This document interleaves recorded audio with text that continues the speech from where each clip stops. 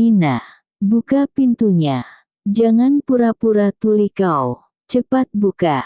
Bu Ati menggedor-gedor pintu kamar sang menantu, ekspresi wajahnya merah padam. Pintu pun dibuka dari arah dalam, muncullah Nina yang masih mengenakan seragam kerjanya. Dasar jorok, pulang kerja bukannya ganti baju malah langsung molor. Kau kira rumah ini hotel apa? Bu Ati berkacak pinggang, emosinya tidak terbendung lagi. Nina menunduk, sebenarnya dia masih sangat mengantuk. Maaf, Bu. Tadi, Nina capek sekali. Bu Ati menunjuk kening sang menantu, matanya melotot sempurna. Alasan teros. Kau ini benar-benar tidak becus jadi orang. Mana pemalas sekali. Menanak nasi bisa-bisanya gosong, menumis sayur kalau gak keasinan ya hambar. Menyapu rumah masih banyak tertinggal debu dan rambut rontok. Ya ampun Nina, kau bisanya apa sih? Gigi Bu Ati sampai bergemeletuk, napasnya memburu. Sekarang cuci piring sana. Bisa-bisanya abis makan kau letak begitu saja piring kotornya. Kau anggap aku apa, babumu? Maaf, Bu. Tadi perut Nina benar-benar tidak nyaman. Ucapnya apa adanya, ia mengelus perutnya yang sudah terlihat sedikit membuncit. Muak aku mendengar alasanmu yang itu teros. Kau berbeda sekali bila dibandingkan dengan kakakmu. Amala sangat rajin, tanpa dipinta langsung merapikan rumah ini bila ia berkunjung, memasak menu lezat, bahkan tak jarang pula memijat ibu. Sedangkan kau amit-amit jabang bayi betullah. Bu Ati berbalik berlalu begitu saja. Telapak tangan Nina mengepal begitu erat, dia paling tidak suka bila dibandingkan dengan kakaknya. Dia kira setelah menikah kehidupannya akan layaknya ratu, ternyata menjadi babu. Lelah bekerja di rumah sakit sebagai perawat, begitu sampai rumah pun tidak bisa langsung istirahat. Harus berjibaku dengan pekerjaan yang begitu dia benci, memasak, beberes rumah. Mas, panggil Nina lirih pada sang suami yang terkapar di sampingnya usai bercin.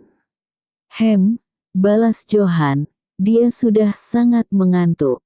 Rasanya hatinya seperti dicubit. Belakangan ini komunikasi mereka begitu buruk. Perlakuan pria yang sudah 3 bulan menjadi suaminya sangat berbeda bila dibandingkan saat dulu menjalin cinta terlarang. Johan hanya mendatanginya manakala menuntut haknya, selebihnya dia tidak acuh. Apa nggak sebaiknya kita hidup mandiri, Mas? Johan membuka matanya. Dia membalikkan badan menjadi berhadapan dengan sang istri. Maksudmu apa, Dek? Kau tidak betah di sini? Bukan, Mas. Aku hanya ingin mandiri, di mana kita sama-sama belajar untuk menjadi calon orang tua yang baik bagi anak kita kelak. Sanggahnya sedikit merasa takut. Lalu, kau ingin keluar dari rumah ibu, terus ngontrak gitu? Tanya Johan, seraya menelisik raut sang istri yang belakangan ini selalu muram. Nina pun mengangguk, tak mengapa ngontrak, yang penting tidak serumah dengan sosok ibu mertua picik. Ngontrak, kau ingin menjatuhkan martabat keluargaku, iya. Belum ada sejarahnya kami mengontrak rumah. Nada suara Johan naik 1 oktav. Nina langsung memeluk sang suami, mengelus punggungnya berharap bisa meredakan emosi. Aku sama sekali tidak berniat begitu, Mas.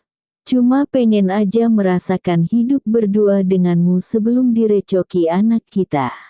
Kalau nggak ngontrak, ayo kita ajukan pinjaman ke bank, Mas. Biar bisa beli rumah. Netra Johan memicing. Dia memiliki ide brilian. Daripada hutang bank, lebih baik kau datangi rumah ibumu. Mintalah pembagian harta warisan. Kan ada kebun karet, ladang beserta rumah. Nina melerai pelukan mereka, keningnya mengernyit. Apa pantas aku menuntut harta warisan? Melihat raut sang istri yang meragu, Johan tak tinggal diam. Mas dengar, rumah di depan puskesmas desamu ada yang mau dijual.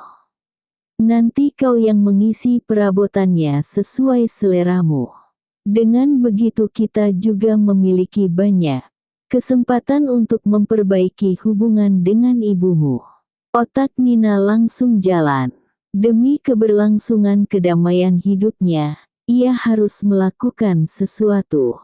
Kalau nanti bisa satu desa dengan sang ibu, kan dia tidak perlu merepotkan diri memasak. Tinggal datang makan di sana atau bawa menu pulang ke rumahnya. Tak jauh berbeda dari Nina, Johan pun berpikir demikian. Dia sendiri ketagihan dengan olahan tangan mantan tunangannya. Dengan begitu juga dirinya akan memiliki banyak kesempatan bertemu Amala. Bagaimana kalau ibu tidak memperbolehkan kita pindah, Mas? Tanya Nina.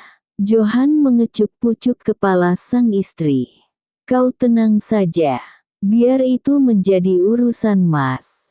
Besok temani aku ke sana ya, Mas. Siap, Mak.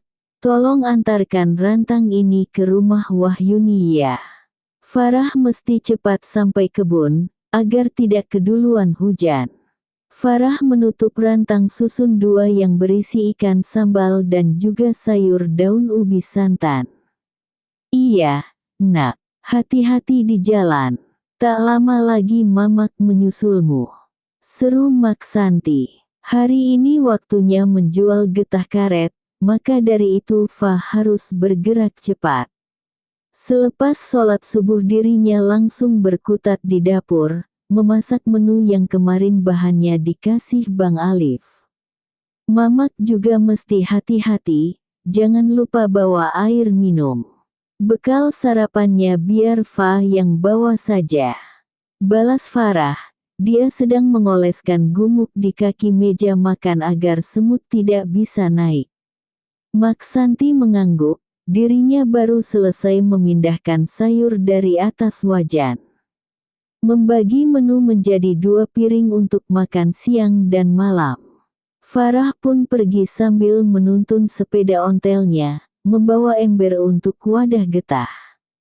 Mak Santi juga bergerak cepat agar bisa lebih awal menyusul serta membantu anak sulungnya.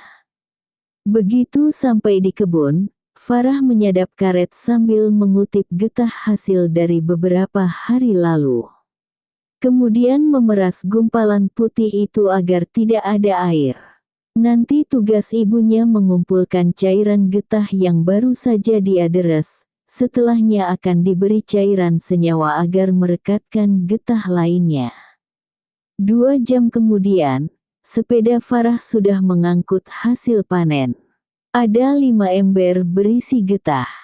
Tempat duduk belakang telah dipasang kayu palang yang berguna membawa lebih banyak beban.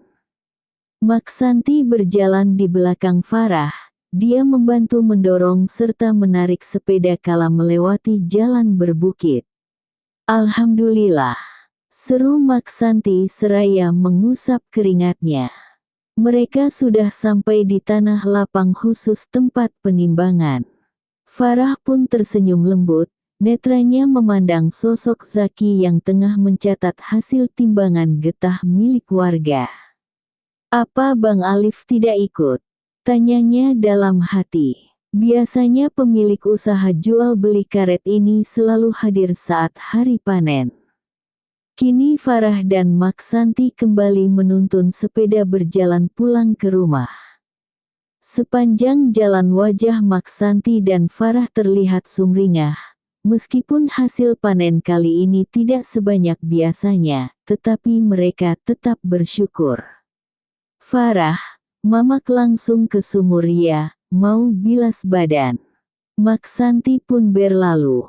Farah menyandarkan sepedanya di bawah pohon nangka. Kenapa pintu dapur sedikit terbuka? Kakinya menaiki undakan tangga, membuka pelan daun pintu dan mulai masuk. Sorot matanya begitu dingin manakala melihat piring kotor berserakan di atas amben. Asteris.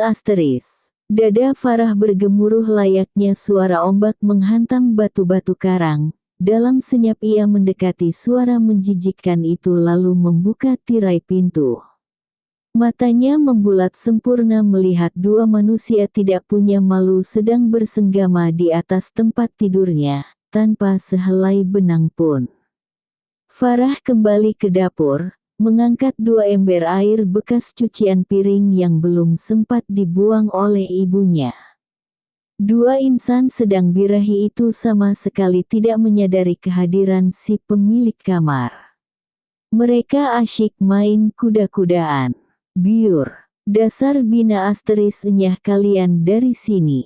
1 ember disiramkan ke badan Johan. Sesudahnya ember pun dibanting. Johan begitu panik, sampai tidak mampu bersuara. Ia langsung memungut baju yang berceceran. Farah. Biur. Farah menyiram Nina dengan air yang terdapat biji cabai. Keluar kalian. Suara Farah menggelegar, dia seperti orang yang kehilangan akal. Nina berusaha menutupi asetnya dengan kedua tangan. Johan sudah memakai kembali celana dalamnya yang basah. Mereka masih di atas ranjang porak-poranda. Farah yang sudah kalap tidak lagi bisa berpikir jernih. Hatinya dikuasai angkara murka. Sebelah tangannya mengepal dan satunya lagi meraih gelas kaca berisi alat tulis. Johan berteriak melengking menahan sakit, pelipisnya langsung bengkak terkena lemparan gelas. Farah. Nak, ada apa? Suara langkah kaki begitu gaduh, Alif terlebih dahulu sampai. Dia membalikkan badan menghentikan Maksanti, Dion dan juga adiknya. Tunggu di sana.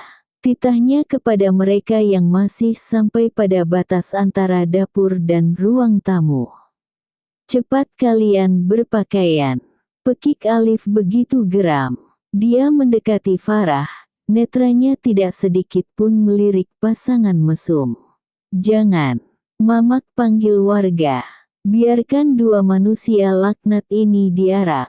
Teriak Farah masih dengan napas memburu dan tangan terkepal, tatapannya begitu nyalang.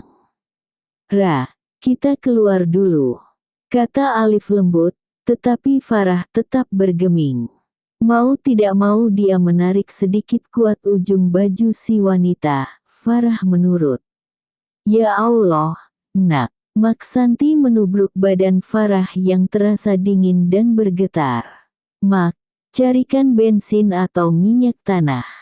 Farah mau membakar kamar. Mereka melakukan hal tak senonoh itu di kamarku, di tempat tidurku, Mak. Bersambung.